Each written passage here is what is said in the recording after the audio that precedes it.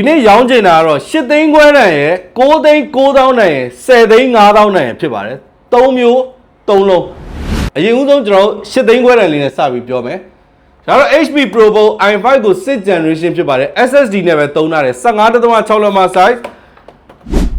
အတွင်းထဲ body က metal body နဲ့ဖြစ်တယ်အားရပါရသုံးကျင်တယ်ဆိုလို့ရှိရင်တော့8သိန်းခွဲចောင်းသုံးရုံသုံးနဲ့အရန်ကောင်းတယ်လို့ပြောချင်ပါတယ်ဒါကလည်း budget series မှာပါတဲ့ကောင်ပေါ့နော်အလုံးတက်ပါတယ်ကောင်းကောင်းလေးသုံးလို့ရတယ်နောက်တစ်ခုကတော့9သိန်း9000နဲ့လေးကဲအမျိုးတို့ကြိုက်ပါဆိုတဲ့ day ဒီကောင် body ကအကျစ်ပိုင်းအကျစ်သားနဲ့လှုပ်ထားတယ်လို့ပြောလို့ရတာပေါ့ဗျာ body ပိုင်းကလုံးဝတော်တော်လေးကျစ်တယ်တော်တော်လေးကျစ်တဲ့ design နဲ့လှုပ်ထားတယ် 15.6 လက်မှာပဲလုံးဝအားရပါရသုံးကျင်တဲ့အမျိုးတွေ Excel တွေ Word တွေ PowerPoint တွေ Samsung Office တွေသုံးကျင်တယ် POS software တွေသုံးကျင်တယ်စီးရင်စရာတွေကောင်းကောင်းဆွဲကျင်တယ်ဆိုတော့ဒီကောင်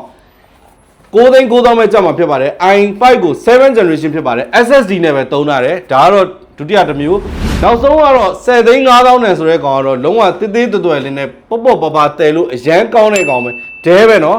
တကယ်မိုက်တဲ့ကောင်လေးတွေပါဒီကောင် screen size က 73.3 လက်မလို့ခေါ်တယ်ဘေးပေါင်ကမပါသလောက်ကျင်းတယ်ဈေးနှုန်းက10သိန်းနဲ့9000 i5 ကို8 generation SSD ပဲသုံးထားတဲ့ RAM 8GB တွေနဲ့ဗျာ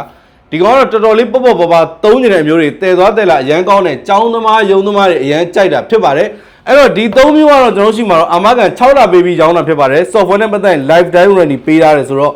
အာမနာနဲ့ကျွန်တော်အားပေးလို့ရတယ်စိတ်ချလက်ချယုံကြည်အားပေးလို့ရပါတယ်နေသမားတွေပို့ပေးမယ်ရန်ကုန်ကလူတွေလည်းပို့ပေးမယ်တနိုင်ငံလုံးပို့ပေးပါတယ်ကျေးဇူးပါ